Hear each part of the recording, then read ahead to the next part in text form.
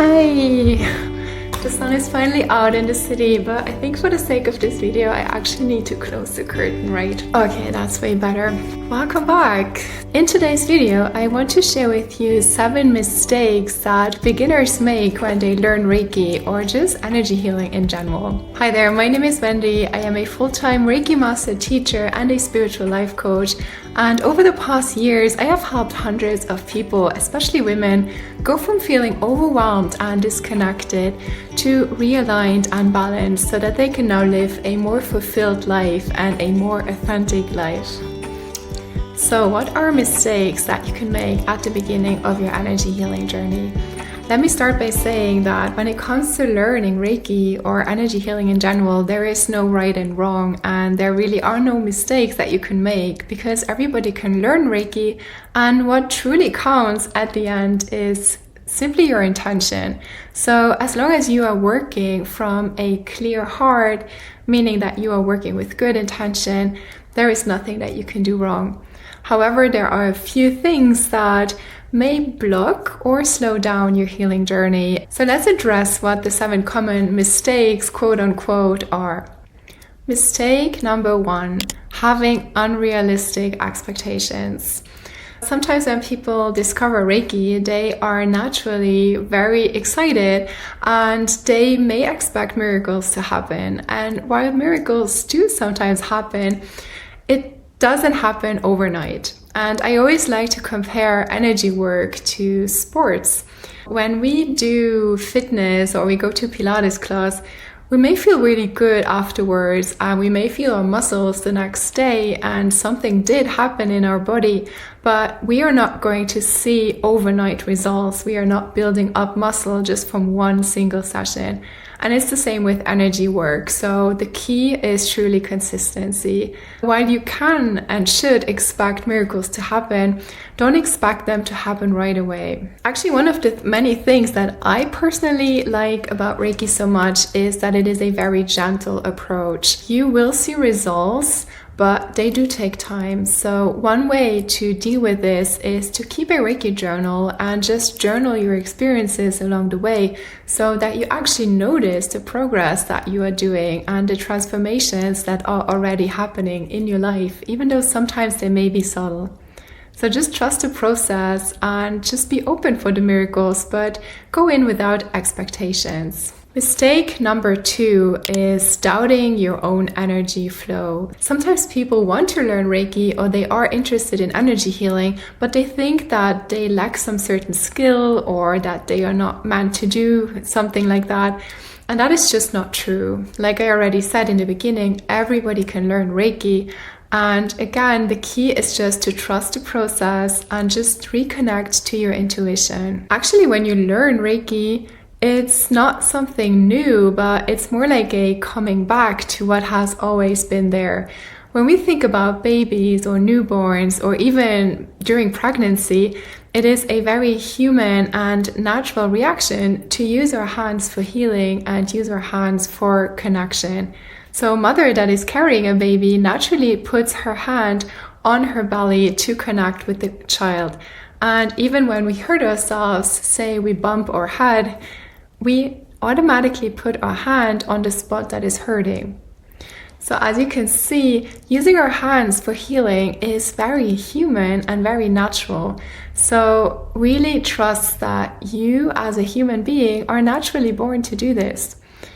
I do believe that if you find a good teacher, any self-doubt that you may have will disappear during your Reiki training. The 3rd beginner's mistake is that sometimes people learn Reiki and they are very excited in the beginning, but then after a while, life catches up and they end up not practicing what they've learned. So one way to handle this is to decide on a fixed time where you want to practice Reiki. It can be early in the morning, right after waking up, or in the evening before going to sleep, or even just in the middle of the day whenever you would feel like taking a nap or something.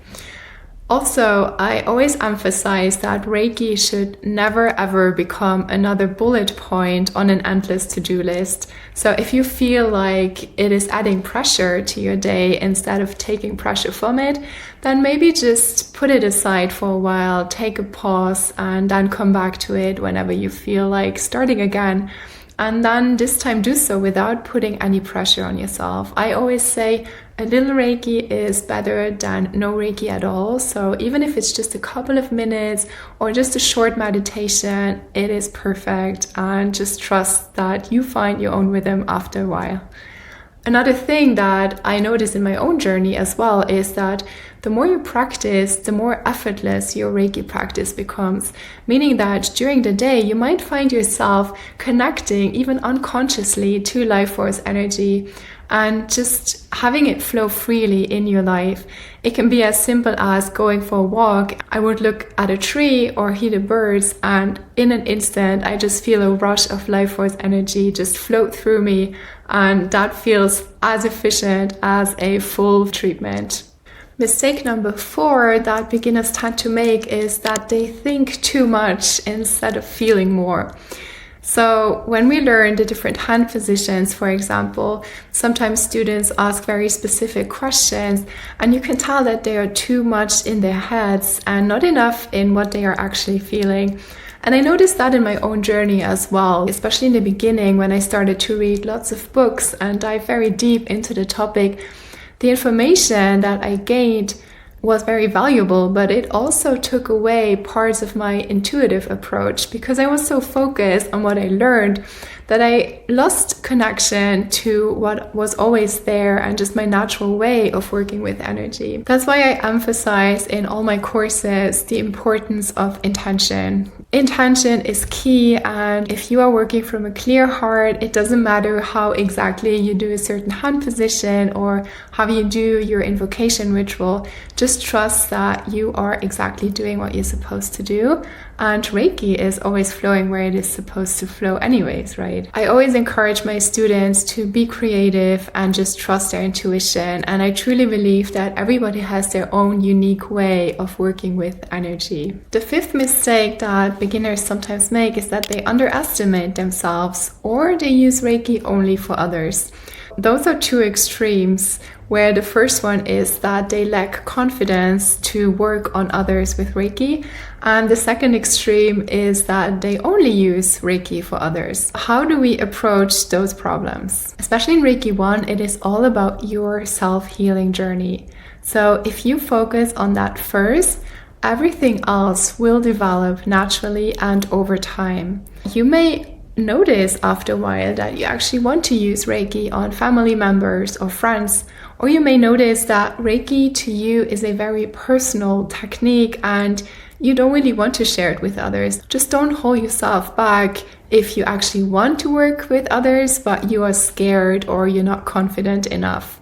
Really just start by using it on friends and then see what it feels like, and again, trust the process. Mistake number 6 is trying to force or control the Reiki flow.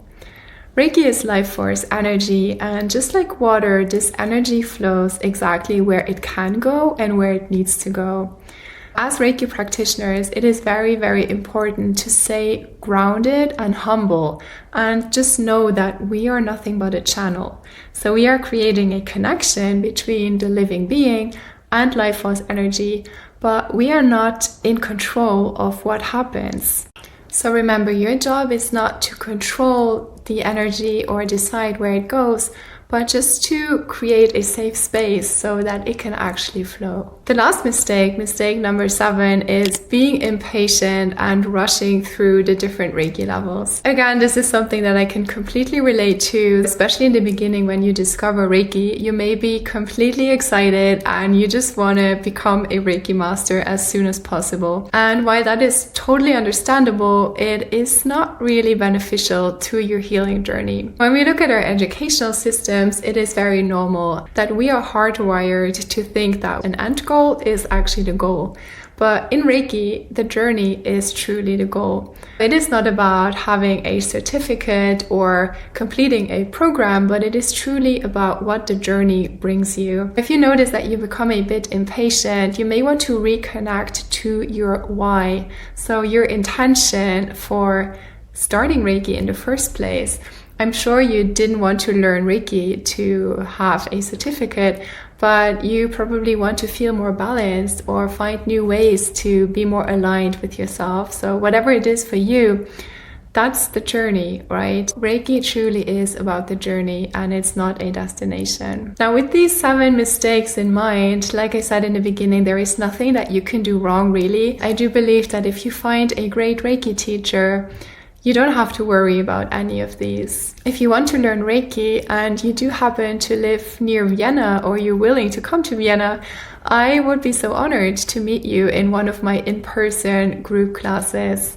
But if that's too far away from you, you may want to check out my online Reiki course that is going to be launched in June 2025. I am super excited. And if you're interested in energy work in general, I would be honored if you want to subscribe to my channel, and I will see you in one of the next videos.